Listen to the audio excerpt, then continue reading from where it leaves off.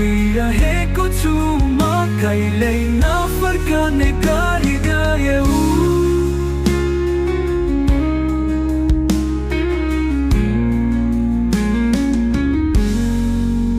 तिम्रो स्पर्शले एक दिन मलाई छोयो, तर अर्को दिन त्यो स्पर्शले जलाइदियो। अब मेरो जीवन मात्र छाया बनेर रह्यो। तिम्रो प्रेमको आगोले मलाई जलायो।